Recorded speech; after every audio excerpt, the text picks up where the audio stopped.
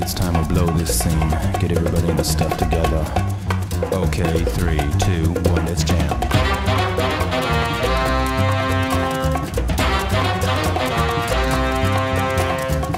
Bonjour à tous et bienvenue dans cette nouvelle émission de Fenêtre sur Diorama. Aujourd'hui, une émission assez chargée avec tout simplement le bilan de l'année 2018 dans le monde du diorama. Donc calez-vous bien dans vos fauteuils, trêve de blabla, c'est parti! On commence tout d'abord avec un point général sur l'année. Donc, elle va se dérouler en 3 parties. Je vais d'abord faire un point sur la partie convention, après sur l'arrivée des collectionneurs dans le monde du diorama, et on terminera avec un petit bilan par team, auquel je tiens beaucoup au niveau de ce petit bilan. Donc déjà, au niveau des conventions, ce qu'on peut dire, c'est que maintenant, quasiment plus aucune convention existe sans un stand de diorama, et donc ça c'est très cool. Ces stands sont souvent tenus par des teams, soit avec des initiatives plus personnelles. Je pense notamment par exemple à Nico Diorama, à Athenodoros ou à Shiryu 91 par exemple, qui ont fait dans l'année des stands totalement où ils étaient seuls et ils ont été présents en convention. Et sinon les autres sont souvent faits par les différentes teams qu'on connaît, à savoir les Amis de ma déesse, la Star Team et le Krusty Crew. Au niveau convention, donc maintenant vous en trouvez partout avec des tailles plus ou moins variées, que ce soit de la petite convention à une convention moyenne mais qui génère quand même pas mal de personnes, ou alors carrément la très grosse convention. Là on est plus sur de la Midinasia, etc. Donc chacune de ces conventions vont avoir 1, 2, 3 stands de diorama avec des grosses présentations, donc ça c'est quand même vachement intéressant. Petit coup de gueule notamment par contre par rapport à la Japan Expo, qui est probablement la plus grosse convention d'Europe de la pop culture et notamment liée à tout ce qui est japonais. Et autant avant, il y avait 1 à 2 stands de diorama avec notamment la Capucin Team, les Amis de ma déesse. Avec le temps, ça a un peu évolué. Il y avait notamment le Krusty Crew et la Star Team qui étaient présentes, mais via leur stand partenaire, donc à savoir les boutiques. Donc c'était des présentations qui étaient faites par rapport à des boutiques, ce qui est un peu différent. Et maintenant, il n'y a quasiment plus rien.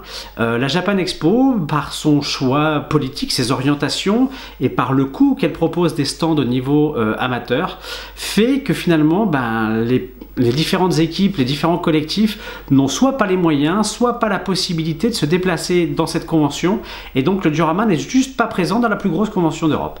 Donc ça c'est un peu dommage. Ça n'empêche pas qu'il y ait des super projets à côté, et l'année 2018 a été une année extrêmement riche, clairement l'année la plus importante au niveau de tout ce qui est présentation, et rien que pour ça c'est un point qu'il fallait souligner. 2018 est clairement un tournant dans la façon dont les différentes équipes, les différents collectifs, les différents diorameurs, quand ils sont indépendants, se sont organisés pour participer à des conventions.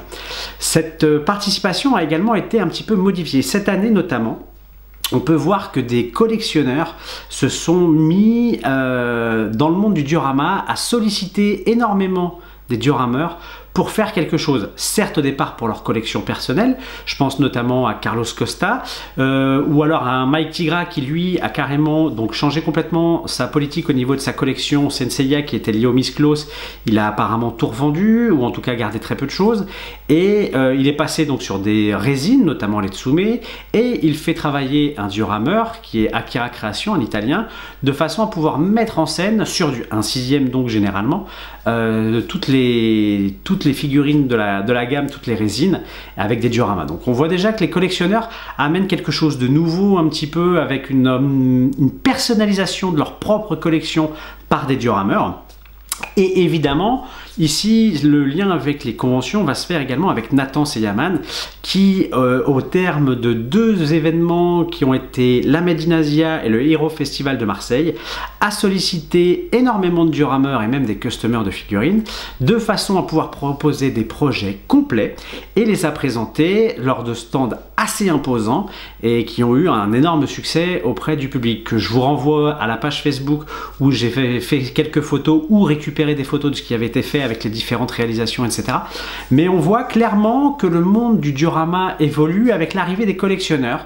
Les collectionneurs sollicitent clairement maintenant les diorameurs pour personnaliser leur collection et pour avoir quelque chose de nouveau, ce qui permet d'avoir une certaine émulation. Et ce qui va donc permettre à tout un chacun, en tout cas, de développer son style, de développer son travail, d'aller sur des projets qu'il n'aurait pas forcément pu faire pour lui. Donc ça, c'est fortement intéressant. On va continuer tout ça. Je voulais juste aussi également dire qu'il y a des diorameurs hors team qui sont sollicités là-dessus.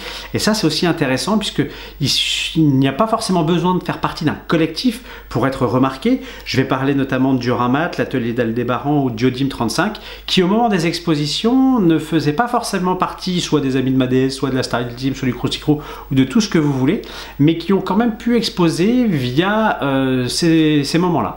Donc ça, c'est intéressant. Certains depuis ont rejoint des collectifs ou des associations, mais ça c'est un autre problème.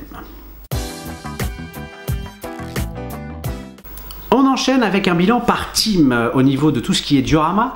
Et là, figurez-vous que le monde du diorama devient un petit peu le monde du football, avec des transferts de diorameurs entre teams, avec je vais là-bas, je pars par ici, et en fait non, je suis là-bas.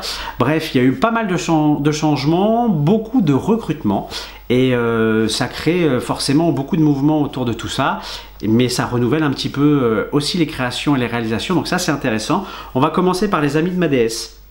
Les Amis de Madès, leur avantage, c'est que l'association maintenant est dirigée par une équipe belge, mais avec également un collectif qui se trouve dans le sud-ouest de la France, ce qui leur permet de se ventiler sur beaucoup de conventions. On les a pu voir donc à la Médinasia, au TGS, à la FACT. Ils ont également été présents au Hero Festival ou à une des conventions comme les Grands Enfants. Bref, c'est une association qui touche maintenant de plus en plus de conventions, qui est présente dans de plus en plus de salons et donc qui est présente auprès du public. Ils ont fait énormément de recrues cette année, beaucoup de nouveaux membres au niveau de l'association. Je pense comme ça à DC Diorama, à Lilidor Création, l'atelier de Genji récemment ou même l'atelier d'Aldébaran. J'en oublie forcément derrière et je m'en excuse, je ne peux pas être exhaustif. Mais donc voilà, il y a eu vraiment une arrivée massive de diorameurs au sein de l'association, ce qui a forcément pour effet de relancer clairement une certaine émulation, ou en tout cas d'aborder des choses qu'on ne voyait pas forcément avant, avec des styles différents. Ça montre que c'est une association multi-style, multi-thème, et donc c'est quelque chose d'intéressant, c'est quelque chose qui permet aussi, à mon avis, à chacun, vu qu'il touche des univers un petit peu plus variés, de progresser plus rapidement. On a pu voir notamment, par rapport à certains dont j'ai cité tout à l'heure, qui étaient des jeunes diorameurs. Ça ne veut pas dire qu'ils ne vont pas forcément recruter, entre guillemets, des diorameurs avec une énorme expérience, un style très marqué, etc. Mais il y a également des débutants, des jeunes diorameurs qui arrivent, qui vont travailler pour des expositions et qui vont donc affirmer leur style. C'est ce qui est intéressant avec l'association des Amis de Madès, c'est que ça offre un panel très large et que ça permet à chaque diorameur de s'affirmer et donc de pouvoir développer son propre style. Et donc ça, c'est vraiment le côté positif de l'association. Un grand bravo à eux, et ce maillage au niveau des différentes conventions est quand même très intéressant. On constate également que certains membres de l'association des Amis de Madès ont pu évoluer un petit peu sur d'autres collectifs. Je pense notamment à l'ami Ragnarok qui a été avec un collectif au niveau de Tadashidio, qui est un diorameur belge, et ils ont fait quelque chose au niveau de Senseiya, la Senseiya Experience. On les a vus participer à 2 conventions notamment, et donc voilà, ça c'est intéressant de voir que l'association des Amis de Madès n'est pas exclusive, qu'elle n'enferme pas ses membres et qu'elle leur permet quand même de s'épanouir aussi bien dans le giron de l'association qu'avec d'autres collectifs et d'autres conventions, ce qui permet à mon avis de garder une certaine fraîcheur d'esprit, et l'ouverture d'esprit, je vous rappelle, est quand même super important, encore plus dans le monde de la pop culture avec tous les fans un petit peu extrêmes qu'on peut avoir, donc voilà. Autre point positif par rapport à tout ça, c'est que l'association des Amis de Madès a pu aborder plein de licences qu'on n'avait pas vues ou très peu vues. On a ainsi pu voir du Collège Foufoufou, du Wallace et Gromit, du Pokémon, du My Hero Academia, du Lamu, bref, plein de licences dont on n'avait jamais vu de diorama, ou alors uniquement à l'étranger, en Asie, etc. Donc des choses assez marginales que nous, on n'avait pas vu en convention. Là, clairement, il y a une ouverture. On est bien plus large que la simple Japanimation ou le simple comique de base. Quand on va par exemple sur du Wallace et Gromit, c'est clairement quelque chose qui fait partie de la pop culture mais qui n'était pas présent avant.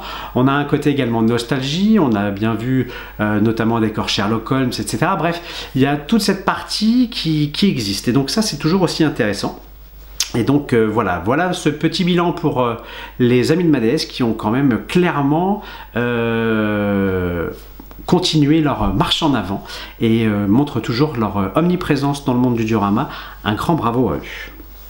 On enchaîne avec la Star Hill Team qui elle a vu également le collectif vraiment grossir avec beaucoup de recrutement. Je parlais de transfert tout à l'heure, on a notamment eu Stéphane qui est passé de la Krusty Crew à la Star Hill Team. On a vu Jaxio qui est arrivé, Tezo Diorama, un customer également avec 13 créations qui est arrivé. Bref, c'est une team qui s'étoffe avec des styles vraiment différents. On avait déjà notamment deux créations qui étaient sur un univers bien différent de ses comparses. Stéphane avec son traitement différent. Tezo Diorama et qui apporte aussi quelque chose puisque comme Coco Déco, il fait des petites vidéos sur YouTube que je vous conseille d'ailleurs avec pas mal de petits tests et des effets de rendu. Donc on voit là, c'est des choses assez intéressantes. On voit clairement en plus qu'ils ont un customer, donc ce qui va leur permettre d'aller vers d'autres univers ou en tout cas de pousser un petit peu plus loin certaines choses. C'est un échange qui va se faire et donc il y a des œuvres qui vont être abordées de façon différente de ce qu'on peut voir. Ils ont toujours leur partenariat avec Shinsekai, je crois. Ils ont été énormément présents auprès de Nathan Seyaman sur les différentes conventions auxquelles il a participé. On peut les voir dans beaucoup de conventions. On sait déjà qu'ils seront présents à la prochaine Medinasia. Donc voilà, Coco Déco et Tezo, comme je vous le disais, qui sont des youtubeurs, qui font des vidéos toute l'année sur différentes choses. Donc là aussi, il y a une approche très intéressante de la Star Hill Team sur cette notion de transmission, de partage, qui moi, évidemment, est très importante à mes yeux. Et voilà, il y a des personnalités différentes qui ont fait grossir cette Star Hill Team, qui apportent des styles différents et qui va permettre à la Star Hill Team de s'imposer encore un peu plus comme une style multi-licence, multi-style, un petit peu comme le fait le Krusty Crew. Krusty Crew qui a également vu pas mal de changements cette année au niveau de sa composition avec des départs, des arrivées. On pensera notamment à Mad Toys, à Kyo, à Zrix, enfin bref, il y a tous ces diorameurs qui sont arrivés et ils ont énormément également participé à des conventions, je pense à la Japan Touch de Lyon, à la Retro Medinasia, et ils ont continué un petit peu cette proximité avec One Piece Passion et le doc, le partenariat avec Shibuya Akihabara qui est très important, qui permet également de lancer plein de choses. Bref, c'est une team qui s'est renouvelée, qui a lancé son site internet propre. C'est une team également qui a lancé son petit, entre guillemets, magasin en ligne, le Krusty Shop, de façon à pouvoir financer justement les conventions, etc. Bref, c'est une team qui, là aussi, a une identité très marquée, aussi bien visuelle que stylistique, avec des personnalités très fortes au niveau des créateurs, les diorameurs ont vraiment des styles bien marqués. Ils arrivent à, on peut voir notamment quand ils ont fait la Japan Touch, toute la partie Dragon Ball, donc qui était l'essentiel de leur stand, voire la totalité de leur stand, des univers variés au niveau du traitement, donc ça c'est intéressant, tout en ayant une licence commune.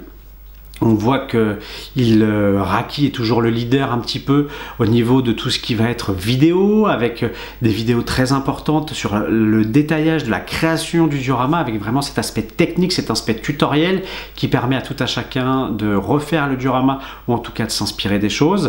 Bref, c'est quelque chose, là aussi, la Krusty Crew a continué de marquer le territoire, de montrer sa présence. Je sais qu'ils seront déjà présents sur plusieurs conventions l'année prochaine, à commencer par la Medinasia également. Bref, c'est quelque chose au niveau 2018 qui montre que les différents collectifs ont continué leur travail, ne se sont pas reposés sur leur laurier, ils n'ont pas baissé le pied non plus, au contraire, ils ont eu tendance à affirmer leur volonté, leur marque de fabrique, leur volonté de participer à des conventions, de montrer leur travail, etc. Donc vraiment une année 2018 très importante au niveau du monde du diorama, qui a tout simplement marqué, je pense, l'année majeure, l'année où il y a eu le plus de nouveaux diorameurs, où ceux-ci ont clairement intégré des collectifs, ont présenté leur travail, donc une vraie émulation de toutes parts.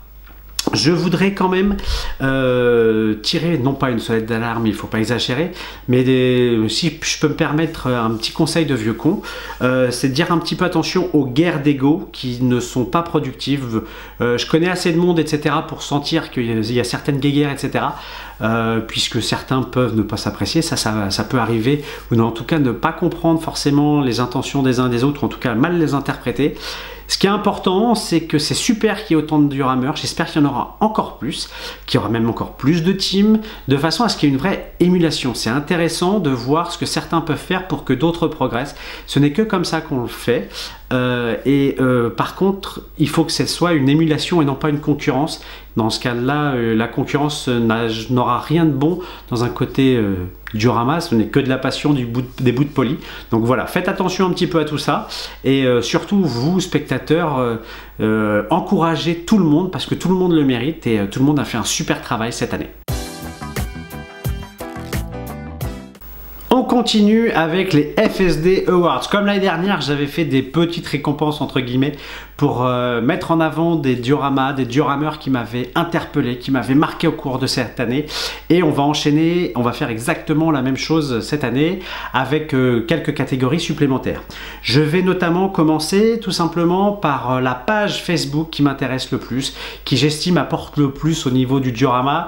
Pour moi, je voudrais féliciter Diorama toute échelle confondue, qui est une page Facebook créée par Sébastien et également tenue avec Chris Virandils. Je ne sais pas si je prononce bien le nom. Comme le disait Kevin De Bruyne au niveau de son français, il s'en bat les couilles. Bah moi, c'est un peu pareil avec mon flamand ou toutes les prononciations belges. Vous m'excusez, mais je m'en bats les couilles aussi. Non, tout ça pour dire que voilà, cette page est excellente.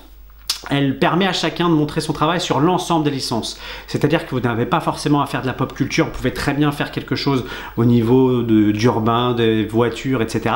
Et vous avez votre place sur cette page. Vous avez toujours la possibilité de demander de l'aide, on vous répondra. Il y a des concours qui sont très intéressants et qui montrent de très belles choses. Donc voilà, c'était important pour moi d'en parler, notamment vis-à-vis de Sébastien. On avait eu, il y a quelques années, on va dire un quiproquo et voilà, moi je voulais surtout qu'il sache que je trouve très très bien non seulement son travail mais que j'aime particulièrement ce qu'il apporte à cette communauté et c'est clairement pour moi la meilleure page à l'heure actuelle dans le monde du diorama, en tout cas en français. Donc je vous invite vraiment à suivre cette page Diorama toute échelle confondue. Et bravo aussi à Chris qui est également DC Diorama pour ceux qui ne le savent pas et qui manage parmi toutes les pages qu'il gère celle-ci d'une main de maître également. Donc bravo à vous deux et bravo à vos followers qui permettent que ce soit une page super agréable à suivre. Autre nouvelle catégorie, pour moi, je suis un fan de sport américain et souvent il y a ce qu'ils appellent les MIP, les Most Improved Players, donc les joueurs ayant le plus progressé. Et ben je vais faire un peu pareil avec pour moi le diorameur qui a le plus progressé cette année. Je connaissais un petit peu son travail avant, il a intégré une team, il fait partie de la Star Hill Team maintenant, il fait des vidéos YouTube, il s'appelle Tezo Diorama et je pense que c'est celui qui a le plus progressé cette année. Entre les réalisations qu'il faisait avant, ce qu'il fait maintenant, on sent déjà qu'il y a cette volonté de tester du matériel et dont il nous montre les résultats dans ses vidéos YouTube. Et donc ça c'est intéressant parce que c'est quelqu'un qui va tester, qui va chercher de nouvelles choses, de nouveaux rendus, qui va les partager. Et donc forcément, avec cette démarche-là, il se pose des questions, ce qui font que ça améliore tout simplement son travail. Et clairement, il a fait 2 dioramas cette année qui m'ont bien marqué, notamment celui pour le concours qui est de la page Diorama toute échelle confondue dont je parlais il y a quelques instants. Son diorama autour du personnage Marvel de Doctor Strange que j'ai trouvé très très intéressant, aussi bien dans sa démarche de montrer le pas à pas, etc. Il y avait vraiment quelque chose d'intéressant, le rendu final. Là aussi, il y a des choses qui sont peut-être encore à refaire, mais qui sont vraiment bluffantes. Il y avait un vrai travail. Son diorama m'a juste donné envie d'acheter la figurine, la figarte de Doctor Strange que j'ai fait derrière. Donc je l'ai acheté rien que grâce avec son diorama. Donc ce diorama m'avait beaucoup marqué. Et il a fait également un diorama autour des comics qui m'a bien plu au niveau du côté déstructuré avec Flash, Spider-Man. Déjà, il s'est pas... hérésie, il n'a pas respecté la séparation DC Comics Marvel pour certains. Moi je trouve ça plutôt intéressant. Et puis tout le côté du diorama avec un aspect très graphique au niveau de la sculpture, on sent clairement qu'il est en train d'affirmer sa position de diorameur, d'affirmer sa façon de travailler. Et donc voilà, pour moi c'est vraiment le diorameur qui a le plus progressé, donc un grand bravo à lui et surtout vivement 2019 pour voir la suite de tes travaux. On continue avec la révélation de l'année. L'année dernière, j'avais parlé d'un membre des Amis de Madès qui était Seiyan Pool Diorama. Et ben, ça va être encore un membre des Amis de Madès qui m'a bien bluffé cette année, notamment parce que j'ai pu voir son travail en vrai à la Made in Asia. C'est un diorameur belge et il s'appelle Diorama Senpai. Et outre le fait que c'est quelqu'un qui repeint des figurines à l'aéro, qui a aussi cette compétence-là et qui fait des travaux très intéressants, on voit vraiment qu'il a une approche de la couleur différente de ce que peut faire un diorameur de base. Il a vraiment une approche également de figuriniste, donc quelque chose d'un peu plus complet à mon sens.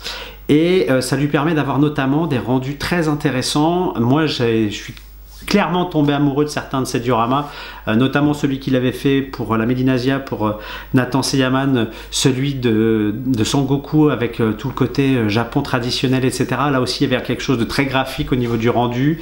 La peinture était vraiment très intéressante.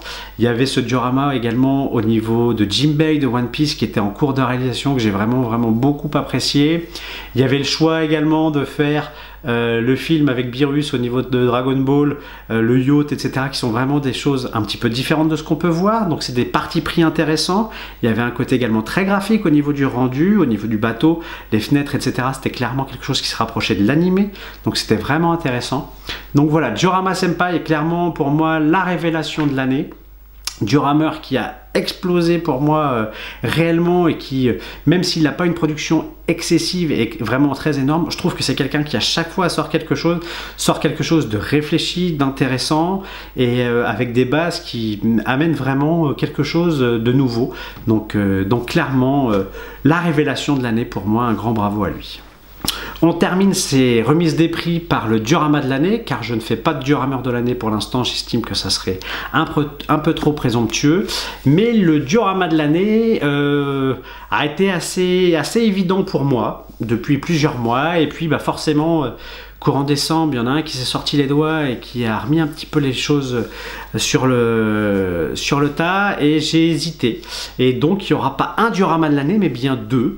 On va commencer par celui qui connaît un petit peu ça puisqu'il s'agit encore une fois de Stéphane. Déjà l'année dernière, Stéphane forcément avec son Mickey a ce diorama de l'année pour la bonne et simple raison que c'est un diorama noir et blanc. Donc ça c'était quelque chose, un vrai parti pris, un vrai hommage à l'histoire de l'animation de Disney. Et il y a un vrai gros travail. Alors déjà au niveau mise en espace, sculpture, on voit vraiment que le diorama apporte quelque chose avec au niveau de la mise en espace cette espèce d'arrondi qui donne un vrai dynamisme. Au niveau de la sculpture, il y a vraiment ce côté pictural lié à l'univers des dessins animés de Disney. Moi je viens du monde du dessin animé à la base, donc je connais un petit peu l'histoire de Disney et c'est vrai qu'on sent clairement qu'il y a cette volonté, cet hommage là. On sent que Stéphane est un vrai fan de La Souris aux Grandes Oreilles et qu'il avait envie de leur rendre hommage. Donc au niveau sculpture, il y a vraiment un côté très proche de l'anime. Et puis il y a ce côté noir et blanc. Clairement, travailler un décor en noir et blanc, c'est quelque chose d'extrêmement dur, puisque vous êtes dans des tonalités assez froides déjà, vous êtes dans des tonalités assez restreintes, vous ne pouvez pas mettre énormément de tons différents, mais par contre, il y a tout un travail de nuance au niveau des tonalités qui est très intéressant. On arrive vraiment à avoir une palette de gris marquée, les figurines sont vraiment mises en valeur. Donc voilà, c'est clairement un vrai travail à la Stéphane avec une vraie approche, une mise en espace assez poétique, en tout cas nostalgique, d'hommage, etc. qui lui correspondent parfaitement. Donc c'est une vraie grosse maîtrise de ce travail, donc il ne pouvait être que diorama de l'année, mais il ne pouvait pas être seul, tout simplement puisque l'autre diorama de l'année vient d'un membre du Krusty Crew et de PNC, Pegasus No Chuck, qui cette année a fait un diorama autour d'Ace, qui reprend une case du manga et qui est pour moi tout simplement bluffant. En fait, j'ai mis du temps à comprendre que c'était un diorama. Un jour, j'étais sur Facebook quand il avait sorti ce diorama. Je suis passé un peu vite et je pensais que c'était un prototype de résine vite fait qui passait. Et vu à l'heure actuelle tous les prototypes de résine qui sortent, je me suis dit encore, il commence vraiment à me saouler à faire autant de résine, etc. Déjà des tarifs de fou, enfin bref, c'est un autre débat. Et puis, quelques jours après, je suis retombé sur la publication. Et là, je me suis rendu compte déjà que c'était PNC qui l'avait mis, donc je me suis dit, donc non, ça peut pas être une résine, ça doit être un diorama. Je me suis donc rendu compte que c'était son diorama, que c'était une vraie adaptation de case de manga. Et là, j'ai commencé à le regarder et je suis tombé clairement amoureux de ce diorama. Déjà, en termes de mise en espace, vous avez une figurine de dos. Forcément, un diorama est là pour mettre en valeur une figurine. Quand vous mettez une figurine de dos, vous perdez la chose principale d'une figurine, c'est comme dans un dessin, c'est le regard. Vous perdez le regard du personnage et donc vous perdez quasiment l'intégralité de ce que vous voulez transmettre.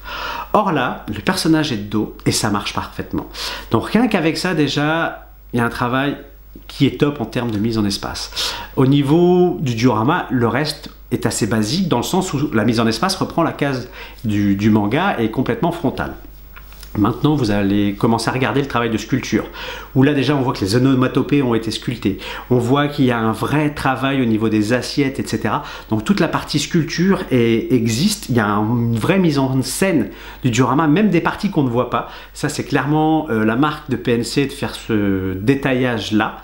Et après, il y a ce travail de peinture qui est bluffant, qui se rapproche énormément de l'anime tout en ayant un côté manga. Regardez les traits sur les assiettes qui reprend exactement les traits en fait, d'un crayon. En fait. C'est juste parfait. Il y a un travail au niveau de la peinture qui est extrêmement clair, extrêmement précis, qui est très graphique puisque ça reprend vraiment les codes de l'anime. Et c'est tout simplement un décor magnifique. Pour moi, c'est clairement un décor qui montre encore un peu plus que PNC est un très grand diorameur. On l'oublie souvent parce qu'il produit assez peu, mais il a des idées excellentes, il a une qualité de travail bluffante. On aimerait voir un peu plus ses travaux. Lui, j'en parle pas parce que je pense qu'on a tous perdu espoir, même si je te rappelle que j'ai ton adresse depuis la tombola. Et donc voilà, c'est clairement également un diorama de l'année. Je n'ai pas voulu choisir, puisque ces deux dioramas sont différents dans leur approche, mais montrent un vrai parti pris de diorameur. Moi, c'est ça qui m'intéresse. C'est vraiment quand un diorameur amène quelque chose d'original, un traitement nouveau, ou en tout cas qu'on sent un vrai style. Et là, pour ces deux dioramas, il m'était juste impossible et je ne voulais pas les différencier et ils méritaient tous les deux d'avoir en tout cas cette petite distinction. Et merci beaucoup pour nous avoir sorti ça en 2018, c'était vraiment superbe. J'espère que vous reviendrez très fort en 2019 parce que vous nous avez envoyé vraiment du lourd. On termine ce bilan de l'année 2018 avec tout simplement fenêtre sur diorama, ce qui s'est passé et puis un petit peu les perspectives, comme il est de coutume dès qu'on fait une chaîne YouTube entre guillemets. Donc au niveau de l'année 2018, l'année a commencé de façon assez intense, avec beaucoup de vidéos, puisqu'il y en avait au moins une par mois, plus quelques hors-série, etc. On est toujours aux alentours des entre 250 et 350 vues par vidéo. Donc j'avoue, je comprends pas trop comment certaines marchent, d'autres pas bien. Donc ça après les aléas d'internet. Donc voilà, je me suis arrêté après cet été. J'avais clairement une certaine fatigue, la volonté de ne pas me mettre de pression supplémentaire, ou en tout cas de ne pas me mettre des choses chronophages supplémentaires. Donc c'est tout simplement une des raisons pour lesquelles j'ai arrêté. Je suis pas du tout dans l'optique de faire un métier de quoi que ce soit par rapport au diorama ou quoi que ce soit, ça reste vraiment une passion. Et donc là j'avais envie, j'avais juste pas envie de faire de vidéos, donc j'en ai pas fait, tout simplement. Voilà, vous avez, pour ceux qui se posaient la question, tout simplement une des raisons. J'avais pas forcément le temps non plus, tout le monde sait ce que c'est au niveau du temps que nous disposons. Et ben là j'ai préféré garder le minimum de temps que j'avais pour le consacrer à ma famille, à mes enfants et même parfois à moi. Donc voilà. Un des tournants de l'année aura été clairement la tombola. C'est quelque chose qui est né lors de la Medinasia, lorsque j'en parlais avec Raki, autour d'un moment clope. On a discuté de tout ça, et puis j'ai eu la volonté de faire quelque chose de global, etc. Et donc de faire une tombola qui a mis du temps à se mettre en place. En tout cas, une fois qu'elle a été lancée, elle a mis du temps à démarrer. J'ai eu très peur que ça soit un échec cuisant. Et puis finalement, le délai passant, etc., ça s'est fait. Il y a eu plus d'argent que je le pensais au départ.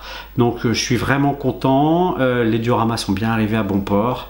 En tout cas, il y a eu des échanges avec les gagnants et les réalisateurs des dioramas. Donc ça a été quand même un vrai succès au final. J'ai eu vraiment très peur que ce soit un échec, et je vous cache pas que je le vivais pas forcément très bien au départ.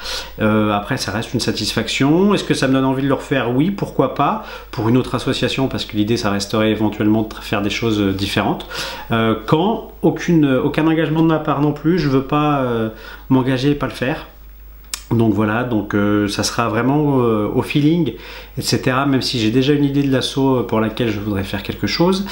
Et par contre, il faut savoir que certains comportements de participants ou de diorameurs pendant la tombola ou juste après m'ont assez déçu. Et ça a été clairement aussi une des raisons pour laquelle j'ai arrêté de faire des vidéos après. Je me suis dit, bah, pourquoi je ferais des vidéos avec des cons pareils. Donc voilà, c'est quelque chose sur lequel je vais pas m'étendre plus, mais il y a quelqu'un notamment auquel je pense très fort, qui m'a bien vénère sur le coup. Et donc voilà. Ensuite, au niveau des FSD, est-ce que je vais continuer les vidéos? J'en ai envie. Pas forcément dans le même sens, et c'est là où je vais faire appel à vous, savoir un petit peu vos envies, vos intentions et la façon dont vous percevez FSD, ce que ça vous apporte, est-ce que vous jugez ça important, pas important, utile, pas utile. Enfin voilà, lâchez-vous dans les commentaires. Vous pouvez également m'envoyer des mails à fenêtre-sur-diorama@gmail.com, et l'idée en fait c'est de savoir si je continue des vidéos avec ce format, on va dire un petit peu journal, avec différentes rubriques à l'intérieur du journal, ou alors est-ce que je coupe un petit peu le journal en plusieurs vidéos. Par exemple, faire une vidéo mais qui ne serait que sur le diorama du mois, une vidéo que sur des conventions, ce qui fait qu'il y aurait une diffusion de vidéos de façon un petit peu plus fréquente, qu'elle serait plus courte. Mais là-dessus également, pas d'engagement au niveau du rythme de parution, parce que avec les différentes contraintes que nous avons tous, des fois, moi, j'aurais pas forcément le temps de tourner, etc., et de les monter. Puisqu'il faut savoir qu'un journal de 30 minutes comme ça me prend à peu près, sans compter le travail de préparation, de collecte de photos, ça me prend à peu près une journée de tournage, montage et de mise en place de ce que je vais raconter. Une journée complète quoi à peu près. Donc je fais ça les week-ends, donc en gros ça me bouffe un week-end complet entre le moment où je vais tourner, le moment où je vais monter, sachant que je fais ça en fonction de ma famille, donc faut pas non plus que ça les impacte trop. Donc soit je fais plusieurs petites vidéos, soit je continue les grandes vidéos, mais alors là je peux pas non plus m'engager sur la prochaine qui va arriver. J'ai également envie d'ouvrir un petit peu certains sujets. J'aurais notamment envie de faire par exemple des vidéos, non pas débat, mais des vidéos avec un sujet un petit peu important à traiter. Par exemple, ça pourrait être d'un point de vue technique, est-ce que l'imprimante 3D c'est encore du diorama si on l'utilise, ou est-ce que c'en est pas? Faire un point là-dessus avec des avis pour et contre que j'essaierai de trouver, etc., des exemples. Ça pourrait être également lié sur un débat sur le fait de vendre des dioramas ou pas vendre, ce qui est un sujet un peu sensible, sur le plagiat de certains diorameurs, etc. Donc ça aussi, ça peut être un truc assez sensible avec tout ce que ça peut générer derrière comme commentaires déplaisants, mais j'ai bien envie de voir un petit peu ce que ça pourrait donner, donc voir si ça peut vous intéresser. J'ai également envie, pour ceux qui ne le savent pas, FSD à la base c'était un blog qui est toujours disponible sur Blogspot, sauf que c'était juste par écrit, et je faisais des interviews de diorameurs. Donc là j'aimerais bien essayer de reprendre la chose avec un format vidéo. Je pense que ça peut être intéressant. Donc là, il faudrait trouver des diorameurs, etc. Mais là, après, il y a plus le côté technique. Il faut, si ça se fait, ça serait sans doute en convention. Donc, il faudrait trouver des lieux assez calmes quand même pour pouvoir faire la vidéo. Mais bon, je pense qu'il y a quelque chose à faire. J'ai une volonté aussi de couvrir plus les conventions. Ça, j'ai bien remarqué, notamment avec la Made in Asia cette année, ou les quelques conventions que j'ai pu faire, que c'est quelque chose qui plaît énormément, qui est beaucoup partagé, qui est beaucoup repris. Je pense que là-dessus, il y a une vraie plus-value si je peux participer à plus de conventions. Donc là-dessus, je ne promets rien parce que c'est aussi un coût et que je me refuse à faire des pages de financement parce que je fais d'abord FSD pour mon plaisir et il est hors de question que ça soit d'autres personnes qui le financent. Donc voilà. Ça veut dire que dans ces cas-là, il faut que je m'organise un petit peu mieux, que je vois un petit peu quelles sont vraiment en amont les conventions auxquelles les différentes teams vont participer, voir si je peux m'y rendre, etc. Le tout de façon assez anticipée puisque j'utilise assez peu de ma voiture, donc voilà, faut vraiment que j'analyse tout ça. Un truc qui m'intéresserait vraiment, ça serait de faire des tests de diorama. C'est-à-dire que là, l'idée, je trouve qu'à l'heure actuelle, on est encore plus avec les réseaux sociaux, et je peux le comprendre, hein, c'est pas forcément quelque chose auquel d'ailleurs je ne participe pas, mais on a un côté un petit peu fanboy, ah oui c'est superbe, ah oui c'est magnifique, ah oui, ou alors ah c'est nul, j'aime pas. Moi l'idée, ça serait vraiment de travailler avec un diorameur qui m'enverrait les photos du diorama qu'il a envie d'être analysé, donc il y aurait une certaine forme de cahier des charges, donc avec différentes photos, donc de face, de côté, de trois quarts, de haut, avec son figurine, le tout si possible sur fond neutre, etc. De façon à faire une analyse détaillée du diorama, d'expliquer les points positifs, les points négatifs. L'idée, ça serait d'être bienveillant. Il est hors de question de faire les choses de façon à taper du sucre sur quelqu'un, ça ne m'intéresse absolument pas. Mais l'idée, voilà, serait de faire une critique que j'estimerais objective, mais qui serait forcément subjective, puisqu'elle serait là avec mon avis, qui serait donc fait avec mon humeur du moment. Il faut bien reconnaître qu'on est à humeur variable, donc les avis peuvent changer, que ça serait en fonction du niveau du diorameur. Je ne vais pas demander à quelqu'un qui vient de faire de diorama dans sa vie de travailler aussi bien que certains qui ont 15 ans d'expérience dans le monde du dio. Donc voilà, il y aurait tout ce côté-là un petit peu évolutif, mais ça me permettrait, voilà, de confronter un petit peu le diorama à une vraie analyse, en tout cas réfléchie, savoir pourquoi on aime ou pas les choses, les expliquer, les mettre en forme. C'est quelque chose que j'ai essayé de faire dans le forum de Fenêtre sur Diorama. Certains savent que c'est quelque chose que j'apprécie et que j'essaye d'être toujours on va dire bienveillant et objectif. Maintenant voilà, c'est fait en fonction de ce que moi j'estimerais être un bon diorama, donc forcément ça ne serait que mon avis qui ne vaudrait absolument pas parole d'évangile, tenez-le vous pour dit. Je ne me considère absolument pas comme la parole du diorama, mais voilà, ça serait un avis et je pense que ça pourrait être intéressant parce que je pense que on constate vraiment, quand on discute avec des diorameurs, que c'est à travers ces échanges-là qu'on progresse le plus, à travers les critiques constructives, posées et explicatives. Et c'est également lorsqu'on travaille avec ces sollicitations-là pendant la création. Je suis toujours ouvert à quoi que ce soit, vous pouvez toujours me contacter pour me demander vos avis là-dessus, n'hésitez pas, certains le font, ils ont raison, continuez, c'est un vrai plaisir que d'échanger avec vous.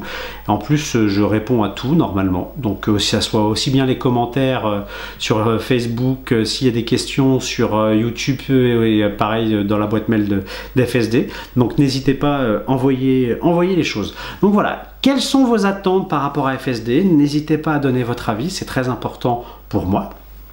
Et puis bah voilà, on verra bien comme de quoi 2019 sera fait. J'essaierai de continuer à faire des vidéos parce que ça reste un plaisir. Maintenant, je veux que ça soit un plaisir et non pas une obligation, ce qui explique qu'il y en a eu moins en fin d'année.